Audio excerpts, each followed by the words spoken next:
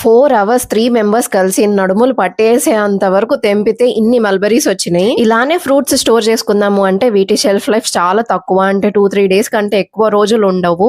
Because of చాలా delicate గా ఉండడం వల్ల. సో ఇంత క్వాంటిటీని ఏదైనా బై ప్రోడక్ట్ చేస్తేనే పడ్డ కష్టానికి ఫలితం అని జామ్ చేద్దాము అని అనుకుంటున్నాం. జామ్ చేయడానికి అయితే ఫస్ట్ అయితే దీన్ని మంచిగా వాష్ చేసుకున్నాం అనమాట 2-3 టైమ్స్. ఇది వాటర్ లో పడ్డ వెంటనే దగ్గరకు అయిపోతూ ఉంటాయి అనమాట.